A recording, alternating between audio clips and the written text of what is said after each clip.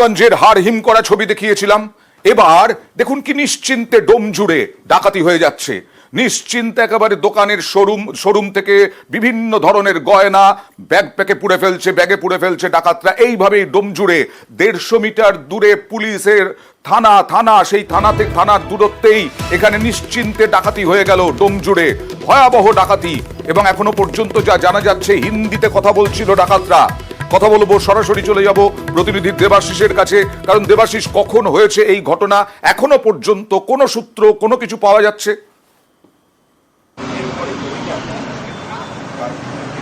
দেখো, এখনো পর্যন্ত পুলিশ সূত্রে যেটা খবর, অর্থাৎ সিসিটিভিতে যে টাইমটা দেখা যাচ্ছে সেটা হচ্ছে 12:15 থেকে 12:20। এই ঘটনা, এই সময়টুকুর মধ্যে কিন্তু প্রথমে দুই দুষ্কৃতী তারা ভিতরে ঢোকে সোনার গয়না কেনার আছিলায়। সেখানে গিয়ে তারা বারবার করে হার, আংটি, বিভিন্ন জিনিস দেখতে থাকে। এরপরেই সেখানকার যে মালিক অর্থাৎ রাকেশ দাস, তিনি এবং তার নিরাপত্তা রক্ষী বাইরে ছিলেন।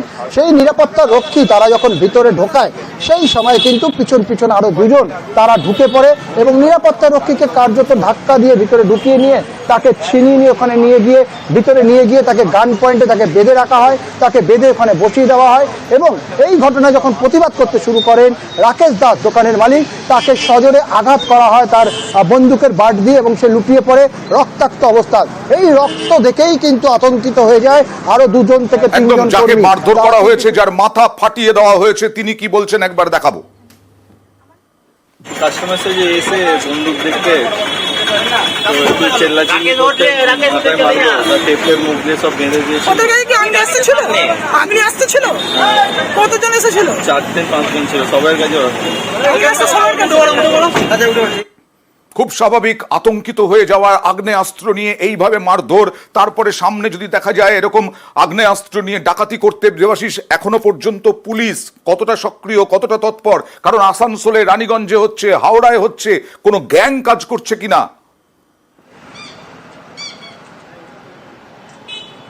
অবশ্যই দেখো, যে ভাষা মানে যারা এসছিলেন তারা হিন্দি ভাষায় কথা বলছিলেন এবং অন্যান্য ক্ষেত্রে পুরুলিয়া বলো, আসানসোল বলো, যেই সব জায়গায় হয়েছে তারা কিন্তু একই রকম তাদের হিন্দিভাষী মানুষজন তারা এসে এই ঘটনা ঘটাচ্ছে। ফলে পুলিশ মনে করছে যে গ্যাং রানীগঞ্জে কাজ করেছে, সেই গ্যাংয়ের অন্য সদস্যরা হাওড়ার ডোম জুড়ে এসছে। কিন্তু একটা প্রশ্ন হচ্ছে যে এই যে গলি, একদম আমরা যেখানে দাঁড়িয়ে রয়েছি তার পাশে কিছুটা রাস্তা হচ্ছে 150 মিটার দূর, সেখানে হচ্ছে ডোমজুড় থানা। আর ঠিক এই ছিনতাই বা এই ডাকাতির ঘটনার পর এই রাস্তা ধরে এগিয়ে যায়, সামনে একটি মন্দিরের পাশ থেকে একটি গলি, সেই গলিতে বাইক নিয়ে তারা চম্পট দেয়। অর্থাৎ যারা এসছিল তারা কিন্তু এইখানকার রাস্তাঘাট সম্বন্ধে যথেষ্ট ওয়াকিবহল। তার কারণ মূল রাস্তা দিয়ে পালিয়ে গেলে তারা অনেক দূর চলে যেতে পারবে, কিন্তু গলির ভিতর কেন ঢুকবে সেই জায়গাটাই পুলিশের সন্দেহ হচ্ছে। অর্থাৎ এই ঘটনার সঙ্গে স্থানীয় কেউ যুক্ত থাকতে পারে এবং যারা এসছিল তারা কিন্তু রীতিমতো। এবং তুমি যেটা বললে, রানীগঞ্জের ক্ষেত্রে আমরা দেখেছি নিরাপত্তা রক্ষীকে মারতে তার অস্ত্র কেড়ে নেওয়া, আগ্নেয়াস্ত্র কেড়ে নেওয়া। এখানেও ঠিক একই ঘটনা ঘটেছে। সেই নিরাপত্তা রক্ষী কি বলছেন দেখি।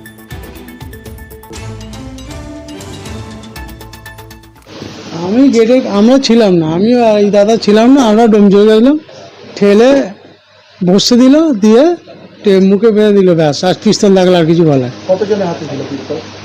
4 জন গাড়ি, অত খেয়াল আছে? আর 4 জনই ছিল। মুখ দেখেছিল ওরা? না, 2 জন মুখ ঢেকেছিল, দেখলাম। তাও 2 জন। আপনাদের কি মারধর করেছে? ওইখান থেকে কলার ধরে ঠেলে ফেলে দিল, দিয়ে পিস্তল লাগালো, বলে বস বলতে হাতে মুখে পায়ে সব বেঁধে দিল, তারপরেই বেরিয়ে গেল। দুপুর 12:15, প্রচুর লোক থাকে ওই সময়। সেই সময় এতজন মিলে ঢুকে ডাকাতি করে, সোনা লুট করে, সর্বস্ব লুট করে চলে গেল। আর আতঙ্কিত তো স্বাভাবিক হওয়ারই কথা। কি বলছেন সোনার দোকানের এক কর্মী, দেখুন। এসেছিল, ডাকাতি করে নিয়ে গেছে, দেখতেই পারেন সবকিছু। কখন ঘটনাটা ঘটলো? 12টা নাগাদ হয়েছে। কতজন এসেছিল? 4 জন এসেছিল। সবার কাছে কি বন্দুক? হ্যাঁ, সবার কাছে ছিল। কত কি সোনার দানা ছিল? অ্যাপ্রক্স ওই হবে কত, একটা কিছু হবে, আমি জানি না, আন্দাজ করে বলতে পারবো না। ওরা সবাই এসে বন্দুক দিয়ে মারপিট করে এই সমস্ত বেসিকে খালি করে নিয়ে গেছে। আপনাদেরকে কি বললো? কিছু না, একটু চুপ করে থাকতে, তাহলে আর কি মেরে দেবে। মেরেছে কাউকে? মেরেছে? হ্যাঁ, দাদাকে আর মানে দোকানের দুই মালিককে মেরেছে, পিস্তল। সিসি ক্যামেরায় দেখা যাচ্ছে 12:20, আর এখন বাজে 3:30 বেজে গেছে। পুলিশ কি করছে, পুলিশ কি বলছে দেখাবো। সোনার দোকানে একটা ক্রাইম হয়েছে, সেটা আমরা তদন্ত করছি। ক্লু আমরা খুঁজছি এখন। সিসিটিভি দেখা, দোকানের মালিকই শুধু ইনজিওর হয়েছে, ওর মাথায় মেরেছে বাড়তি, এটুকুই শুধু, আমরা বাকিটা ইনভেস্টিগেশনে দেখছি।